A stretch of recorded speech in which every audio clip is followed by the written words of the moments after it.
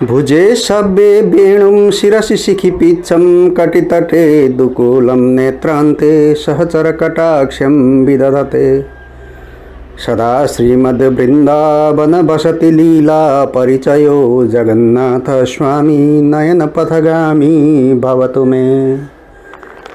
आदरणीय भक्तजन नमस्कार। अहिले तपाईं धर्म संस्कृति च्यानल हेर्दै हुनुहुन्छ अनि म प्रस्तुत गर्दैछु वैशाख महात्म्यको 20औं अध्यायको कथा प्रसंग। हजुर, आजको कथा प्रसंगमा शङ्खमुनि र व्याधाको संवादका बीचमा भागवत धर्मको विवेचना गरिएको छ। व्याधा शङ्खमुनिलाई प्रश्न गर्दछन्, किम जीवा विभुना सृष्टा कोटितोथ सहस्रश देहद्वारेण वा सृष्टा सृष्टाश्चेति विनिश्चितं दृश्यन्ते भिन्न कर्माणो नाना मार्गा सनातना नैकस्वभावयेते हि कृत एव महामते तदेतत् पृच्छते मह्यं विस्तरात् तत्त्वतो वद। विभु परमात्माले हजारौं अथवा कोटियौं जीवहरू सृष्टि गर्नुभयो। के उहाँले शरीरद्वारा सृष्टि गर्नुभयो अथवा अरू नै कुनै निमित्त उपायले सृष्टि गर्नुभयो? हे महामती, हे मुनि, किन यी जीवहरू कोही सनातनी कोही नाना प्रकारका सम्प्रदायमा लागेका भिन्न भिन्न कर्मवाला देखिन्छन्? के कारणले गर्दा यी एकै स्वभावका भएनन्? यस्तो सोध्ने भएको मलाई विस्तारपूर्वक यस कारणको यो यस्तो भएको हो भन्ने प्रष्ट खुलाई ती सबै कुराहरू बताइबक्सनुहोस्। अनि शङ्ख मुनि भन्दछन्, शङ्ख उवाच, त्रिविधा जीवसङ्गा हि रजसत्त्वतमो गुणा राजसा राजसं कर्म तामसस्तामसं तथा सात्विका सात्विकं कर्म कुर्वन्ते ते यथाक्रमं क्वचिच्च गुणवैषम्य मे तेषां संश्रितो भवेत्। यो जीव समुदाय आफ्नो गुण अनुसार रजोगुणी, सत्वगुणी र तमोगुणी 3 प्रकारका छन्। रजोगुण भएका राजस कर्म, तमोगुण भएका तामस कर्म र सत्वगुण भएका सात्विक कर्म गर्दछन्। कहीँ कहीँ यी गुणहरूको छ्यासमुस भएमा गुण अनुसारको कर्ममा पनि विषमता तलमाथि हुन्छ। त्यसैले उच नीच कर्म गर्नेहरू कर्म अनुसारको फल भोग्ने हुन्छन्। कहीँ सुख कहीँ दुःख कहीँ दुवै भोग्छन्। गुणैको विषमताले गर्दा नै मनुष्यहरू यी सुख दुःख आदि प्राप्त गर्दछन्। प्रकृतिमा रहेका यी जीवहरू यी तीनै गुणहरूले बाँधिएका छन्। गुण र कर्मको अनुसारले कर्मको फल उल्टो पाल्टो हुन्छ। तीनै गुण र अनुगुणको प्राचुर्यले गर्दा यी मनुष्यहरू प्रकृति अर्थात् स्वभावमा प्राप्त हुन्छन्। प्रकृति रूप मनुष्यहरू प्राकृतिक गुण र कर्महरूले ढाकिएका हुन्छन् र प्राकृतिक गति नै प्राप्त गर्दछन्। प्रकृतिको नाश कदापि हुन सक्दैन। तमोगुणीहरू सदा तामस वृत्तिका अर्थात् नीच कर्म गर्ने एकदम दुखी, निर्दयी, निष्ठुर, क्रूर र झगडा रगडाले नै जीवन बिताउने हुन्छन्। राक्षसदेखि लिएर पिशाचसम्मका प्राणीहरू तामसी गति प्राप्त गर्दछन्। रजोगुणीहरू रजोगुण र तमोगुण मिलेको बुद्धि भएका हुन्छन् र यस्ता जन पुण्य पाप दुवै कर्महरू गर्दछन्। पुण्यले स्वर्ग प्राप्त गर्दछन् र कतै पापले नरकको यातना पनि भोग्छन्। यसै कारणले यी अभागीहरू बारम्बार जन्म लिइरहन्छन्। धर्मात्मा, दयालु, श्रद्धावान, अरूको निन्दा चर्चा नगर्ने यस्ता सात्विक प्राणीहरू सात्विक व्यवहार गरेर बस्दछन्। पापरहित निर्मल ठुलो प्रभाव भएका यी मनुष्यहरू शरीर छुटेपछि सिधै वैकुण्ठ जान्छन्। यिनै गुण र मिश्रित गुणले गर्दा नै प्राणीहरू मिश्र मिश्र कर्म गर्ने, अनेक किसिमका रूप धर्ने, अलग अलग बुद्धि भएका हुन्छन्। तिनीहरूको गुण र कर्मको अनुसार नै महाप्रभु भगवान विष्णुले आफ्नो रूप अनुसार फल मिल्ने कर्महरू एक एक गरी गराउँदछन्। सबै मनोरथहरूले पूर्ण भएका भगवान विष्णुका निमित्त विषमता अथवा घृणा केही पनि छैन। यी विष्णु समान ढङ्गले सृष्टि स्थिति र नाश गर्दै गर्दछन्। आफ्नो गुण र अवगुण अनुसार यी जन कर्मका फलभागी हुन्छन्। जस्ता किसिमले बगैँचामा रोपेका सबै वृक्षहरूका उपर समान वर्षा हुन्छ, त्यस्तै भगवान पनि। परन्तु एउटै कुलोबाट जल सिन्चिएका वृक्षहरू हाँगा बिगा नमिलेका भिन्न भिन्न रूपका हुन्छन्। तर बगैँचा लाउनेमा कहिल्यै पनि घृणा र विषमता हुँदैन। त्यस्तै भगवानमा पनि घृणा र विषमता हुँदैन। अनि व्याधाले फेरि पनि प्रश्न गर्यो, जनानां पूर्णभोगानां कदा मुक्तिर्भवेन् मुने सृष्टिकालेऽथवा ह्यन्तकाले वा स्थापनस्य च क्वचित् च सृष्टिकालस्य संहारस्यापि वै स्थिते एतद्विस्तार्य मे ब्रह्मन् भगवच्चेष्टितं वदः। फेरि पनि व्याधाले भन्यो, हे मुनि, पूर्ण भोग भएको मनुष्य मुक्ति सृष्टिकालमा, संहारकालमा अथवा स्थितिकालमा कहिले हुन्छ? सृष्टि संहार स्थितिको समय कति हो? हे ब्रह्मन, भगवानको यो चेष्टा विस्तारपूर्वक मलाई बताउनुहोस्। अब शङ्ख फेरि व्याधाका प्रश्नहरूको उत्तर दिँदै भन्दछन्। शङ्ख उवाच, चतुर्युग सहस्राणि ब्रह्मणो दिनमुच्यते रात्रिश्च तावती तस्य ह्यहोरात्रं दिनं भवेत् 10 दिनान्याहु पक्ष मासो द्वयात्मक मासद्वयं ऋतुं प्राहुरयनं च ऋतुत्रयम्। 4000 युगले ब्रह्माजीको एक दिन हुन्छ अनि ब्रह्माको रात पनि त्यति नै समय हुन्छ। यसको दिन रात दुवै मिलेर एक दिन हुन्छ। त्यस्ता 15 दिनको एउटा पक्ष र 2 पक्षको एउटा महिना हुन्छ। 2 महिनाको एउटा ऋतु हुन्छ र 3 ऋतुको एक अयन हुन्छ। 2 वटा अयन मिसिएपछि एउटा वर्ष हुन्छ। त्यस्ता 100 वर्ष जब पुग्दछ अनि ती ब्रह्माको समय बित्दछ, तब त्यति समयलाई ब्रह्मकल्प भनेर भनिन्छ। वेद जान्नेहरूले त्यतिलाई नै ब्रह्माको पहिलो कल्प हो भन्ने मानेका छन्। मानवका दैनन्दिन र महाप्रलय गरी 3 किसिमको प्रलय हुन्छ भनी कहिएको छ। पहिलो मानव प्रलय मनुष्यको नाश हुँदा हुन्छ। दोस्रो दैनन्दिन प्रलय ब्रह्माको दिन सकिँदा हुन्छ। सबभन्दा पछाडि ब्रह्माको लय हुँदा बाह्य प्रलय अर्थात् महाप्रलय हुन्छ भन्छन्। ब्रह्माको एक मुहूर्त 2 घडीले मनुको प्रलय हुन्छ। यसै गरी कर्मले 14 प्रलय बित्दा एवं दैनन्दिन लय हुन्छ भन्छन्। अझै म प्रलयको स्थिति कहन्छु, सुन। प्रत्येक मन्वन्तरमा 3 लोकको नाश हुन्छ, तर यो मन्वन्तरी नाशमा प्राणी मात्रको नाश हुन्छ, संसारको नाश हुँदैन। यस नाशमा संसार पानीले डुब्दछ र पछि फेरि जस्तो थियो तस्तै हुन्छ। मन्वन्तर प्रलय सकिएपछि फेरि चेतन प्राणीहरूको उत्पत्ति हुन्छ। हे व्याधा, दैनन्दिन अथवा लोकसहित सबै प्राणीको नाश हुन्छ। ब्रह्माजी सुतेपछि सत्यलोकलाई छाडेर चेतन प्राणी र अचेतन पदार्थ सारा दिन रात सहित सबै लोक नासिन्छन्। तत्वाभिमानी देवताहरू सबै ब्रह्मलोकमा गएर रहन्छन् अनि मृत्युलोकमा रहेर सुतेका जति सबै बस्दछन्। मस्त भई सुतेका जति कल्पभरि नै त्यही रहन्छन्। रात बितेपछि ब्रह्माजीले फेरि पहिले झैँ सृष्टि थाल्नुहुन्छ। ऋषि, देवता, पितृलोक, धर्म, मिश्र विश्र वर्ण, फेरि चक्रधारी भगवान विष्णुको 10 अवतार, यो सब नियमैले क्रमशः हुँदै जान्छन्। यस्तै अरू पनि धेरै देवता र ऋषिहरू कल्पपर्यन्त ब्रह्माजीबाट बारम्बार सृष्टि भइरहन्छन्। पहिलेका मुख भएकाहरू राजाहरू, साधुहरू र जो सिद्धि पाएका छन्, परम पदमा पुगेका छन्, ती सबै तिनै ब्रह्माजीका साथसाथै फेरि जाग्दछन् र सत्यलोकमा गएर रहन्छन्। त्यस राशिमा जानेहरू फेरि उसै क्रमले उहीँ जान्छन्। वैदिक कर्मिष्ठहरू पनि त्यसै मात्रामा जन्मन्छन् र आफ्ना कर्ममा सदारत अर्थात् तल्लीन रहन्छन्। जब कलियुग बित्दछ, कलिकै साथमा जुन गतिमा प्राप्त हुन्छन्, ती सबै दैत्यहरूको पनि नारकीय स्थान छन्। तिनीहरूको पनि राशि स्थिति छ। जो उस नामका अरू नामका पनि आफ्ना कर्मले जन्मन्छन्, ती त्यस्तै कर्म गर्नेवालाहरू हुन्छन्। अब्रह्मवादी देवताहरूको पनि सृष्टिकाल र त्यस्तै मुक्तिकाल बताउँछु, एकचित्त भएर सुन। देवाधिदेव ईश्वरको एक झिम्काइमा ब्रह्माजीको एक कल्प बराबर हुन्छ भनिन्छ।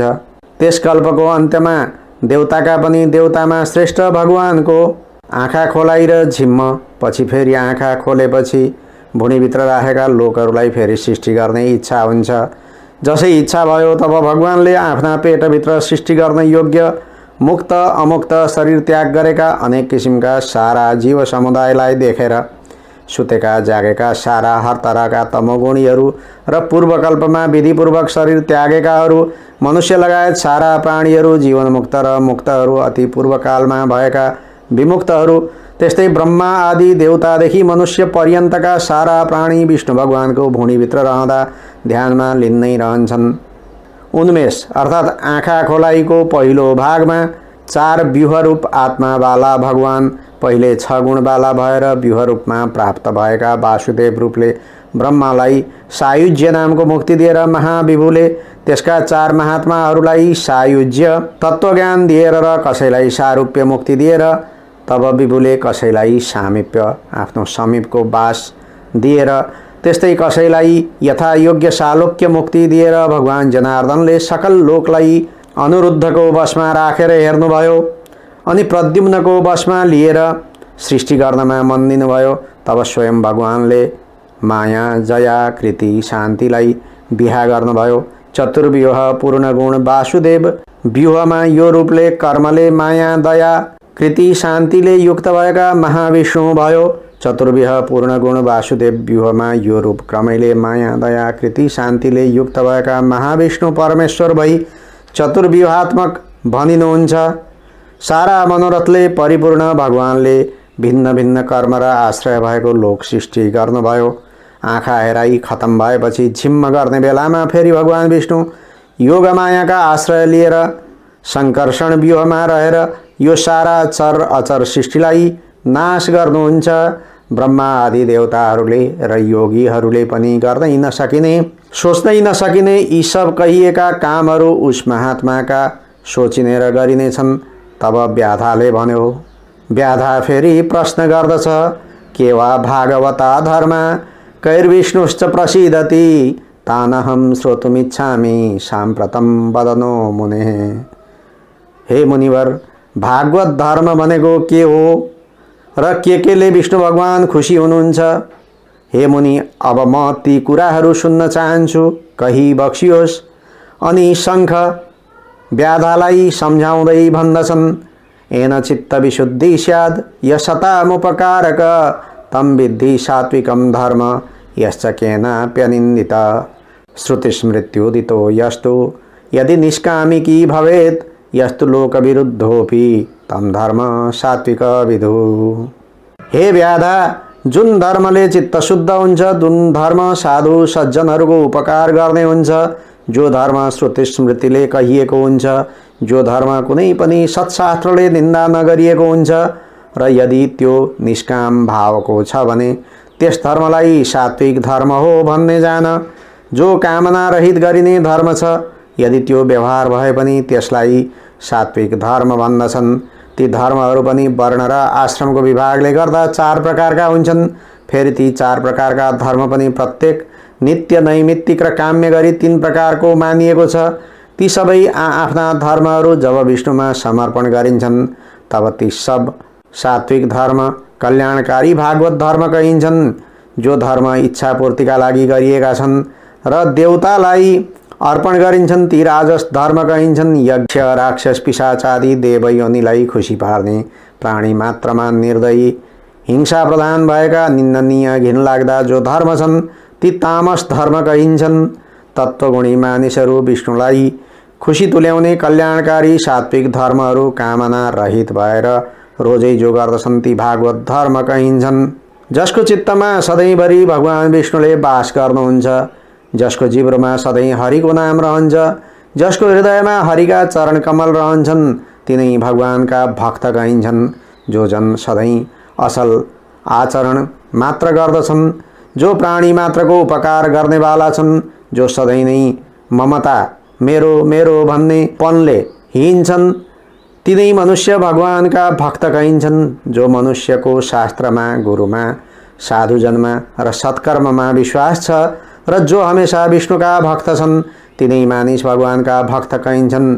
जुन श्रुति स्मृतिले कहिएका धर्म छन् ती धर्म शाश्वत कहिन्छन्। विष्णुका प्रिय यस्ता शाश्वत धर्म जसका प्रिय छन् ती भगवानका भक्त ठानिन्छन्। जस्तो नपुंसकका लागि सुन्दर स्त्रीहरू बेकार छन्, त्यस्तै यी विषयमा आसक्त चित्त भएकाहरूका लागि पनि सारा देशको घुमाई, सारा कर्मको देखाई, सारा धर्मको सुनाई बेकारको हुन्छ। किनकि भगवानका भक्त साधुजनहरूको दर्शनले मात्र सज्जनहरूको मन पग्लिजान्छ। चन्द्रमाको चाँदनी पाएर चन्द्रकान्त पत्थर झैँ कहिलेकाहीँ चञ्चल मन पनि असल शास्त्रको धारणले विषयहरूबाट विरक्तिएर भक्ति मार्गमा लागे झैँ साधुहरूको सङ्गतले सज्जनको मन पग्लन्छ। साधुहरूको सङ्गतले सज्जन पुरुषहरूको पाप रहित मन सूर्यका किरणको सँगले सूर्यकान्त पत्थर झैँ चम्किलो भएर रहन्छ। कामना अर्थात् इच्छा नभएका जनहरूले जुन धर्म श्रद्धापूर्वक उपासना गर्दछन् र जो सधैँ विष्णुलाई प्रिय लाग्ने धर्म छ त्यो भागवत धर्म मानिन्छ। यस लोकमा र परलोकमा पनि फल दिने ती धेरै धर्म देखिए, तर विष्णुलाई खुसी गराउने, सबै दुःख छुटाउने धर्म सूक्ष्म छन्। सबै शास्त्रहरूको सार निकालेर साराको हित होस् भन्ने इच्छाले वैशाखमा गरिने धर्म क्षीर समुद्रमा विष्णुले रमालाई भन्नुभयो। बाटामा छाया प्रदान गर्नु, छायाको प्रबन्ध गर्नु, पौशाला अर्थात् पानी पिउने ठाउँ चलाउनु, पम्खाले हम्किदिनु, बाटामा आवश्यक पर्ने चिज दिनु, छाता जुत्ता दान गर्नु, कपुर र बास्ना आउने वस्तु दिनु, वापी कूप पोखरी कुवा आदिको छेउमा बसेर पानी पियाउनु, साँझपख पन्ना शरबत पियाउनु, उखुको रस दिनु, पाप नाश गर्ने, अझ विशेष गरेर रोग नाश गर्ने गुण भएको पान खुवाउनु, बाटामा थाकेको बटुवालाई मसलावाला नुन मिसाएको मोही पिलाउनु, मालिस गरिदिनु, ब्राह्मणका चरण धोइदिनु, गुन्द्री काम्लो खाट दिनु, गाई दान गर्नु, पाप नाश गर्नका लागि मह मुछेको तिल दिनु, साँझ उखुका लाँक्रा र काँक्रो दिनु, पितृहरूको निर्वापनका लागि रसायन ताकतिलो पदार्थको दान गर्नु, भगवानको प्रिय वैशाख महिनामा यी कर्म विशेष गरेर गर्नु भनेर भनिएका छन्। बिहान सूर्योदयभित्रै नुहाएर ब्राह्मणहरूले कहिएको कथा सुन्नु अनि नित्य कर्महरू सकेर मधुसूदन भगवानको पूजा गर्नु र एकाग्र चित्तले वैशाख महिनाको कथा सुन्नु, वैशाखभरि तेल नघस्नु, काँसको भाँडामा नखानु, भविष्यमा निषेध गरिएका खानेकुरा र बेकारको बकवास अर्थात् गफगाफलाई पनि त्यागिदिनु, लसुन प्याज गहत मसुरो आदि खानु हुँदैन भनिएका वस्तुहरू भन्टा कोदो आदिको पनि त्याग गरिदिनु। यीमध्ये कुनै एउटा पनि चिज खायो भने त्यो व्यक्तिले दुःख पाउँछ। तिनीहरूलाई वैशाख धर्ममा फल पाउँदैनन्। यसबारेमा कुनै सोच्ने विचार्ने काम छैन। मधुदानवलाई मार्ने भगवानको प्रीतिका लागि यस्ता प्रकारले वैशाख महिनाको व्रत गर्नु र त्यसरी नियमपूर्वक व्रत सकिएपछि भगवानको प्रतिमा बनाउनु अनि वस्त्र र दक्षिणाले युक्त भएको सबै अलङ्कार आदिले आफैले पूजा गरिएको मधुसूदन भगवानको प्रतिमा ब्राह्मणलाई चढाउनु। वैशाख शुक्ल द्वादशीमा जलले भरिएको घडा लगाएको पान, पाकेका फल र प्रशस्त दक्षिणा सहित गरेर दही अन्न र उपयुक्त दक्षिणा टक्र्याउनु। धर्मराजलाई खुसी पार्नका लागि म यी सब दान गरिरहेको छु। ददामि धर्मराजाय तेन प्रीणातो वै यमः अपसव्यात् समुच्चार्य नाम गोत्रे पितृस्ततः। यस दानलाई यमराज खुसी हुन्छन् भन्नु। त्यसपछि अपसभ्य भएर नाम गोत्र उच्चारण गरी पितृहरूको तृप्तिका लागि दिइएको यो दही अन्न अक्षय होस् भनी दान गर्नु। त्यसै गरी गुरुहरूलाई पनि दिएर पछिबाट यस्तो वाक्य भन्दै भगवान विष्णुलाई पनि चढाउनु। शीतलोदकदध्यन्नं काङ्क्ष्यपात्रस्थमोत्तमं सदक्षिणं शताम्बूलं समक्षं जफलान्वितं ददामि विष्णवे तुभ्यं विष्णुलोकजिगीषया इति दत्वा यथाशक्त्या गां च दद्यात् कुटुम्बिने। शीतल जल, दक्षिणा, पान मसला र फलहरूले सजिएको अति उत्तम काँसको भाँडामा रहेको दही अन्न विष्णुलोक पाउनको इच्छाले तपाईँ विष्णुलाई म प्रदान गर्दछु भनी यस्ता प्रकारले दिएर आफ्नो शक्ति अनुसार बालबच्चा हुने बाहुनलाई गाई पनि दान गर्नु। सबै आडम्बर देखावटीपना र घमण्डले रहित भएर यस्ता प्रकारले जो वैशाख महिनाको व्रत गर्दछ त्यो सबै पातक अपराधहरूले रहित भएर आफ्ना सयकुलको उद्धार गरेर प्राणीहरूले हेर्दा हेर्दै सूर्यमण्डललाई छिचोली योगीहरूले पनि बडो मुस्किलले पाइने विष्णुको परमधाम प्राप्त गर्दछ। व्याधाले सोधिएका विष्णुलाई खुसी बनाउने, प्रसन्न तुल्याउने वैशाख महिनाका समस्त धर्महरूलाई शङ्खले यसरी वर्णन गरिरहेकै बेलामा त्यसै क्षण 5 हाँगा भएको सामुन्ने रहेको बरको रुख भुइँमा गर्लम्म ढल्यो। टोड्कामा कहिलेदेखि बसेको कुनै एकदम लामो डरलाग्दो सर्प त्यस रुखबाट निस्केर पाप योनिमा जन्मेको शरीरलाई तुरुन्तै त्यागेर त्यो नम्र भई हात जोडेर ऋषिका सामु उभिँदो भयो। नारायण। वैशाख महात्म्यको 20औं अध्याय समाप्त भयो। यसमा भागवत धर्मको विस्तृत चर्चा गरिएको देखियो र भागवत धर्मको श्रवणबाट नजिकै रहेको बरको रुखमा जन्मजन्मान्तरदेखि सर्प भएर बसेको एउटा अजिङ्गरले तुरुन्त दिव्य रूप धारण गरेर ऋषिका सामुमा उभियो भन्ने कथा प्रसङ्गमा यो अध्याय सकियो। अब त्यो अजिङ्गर को हो, किन उभियो, त्यसको पूर्व वृत्तान्त के थियो यो जान्न अर्को अध्यायको कथा प्रसङ्ग सुन्नुपर्ने हुन्छ। तर आज म प्रस्तुता कृष्ण प्रसाद कोइराला वैशाख महात्म्यको यो प्रसङ्गबाट बिदा चाहन्छु। नमस्कार। यहाँहरूको आजको दिन मङ्गलमय रहोस्, शुभ रहोस्, सफल रहोस्।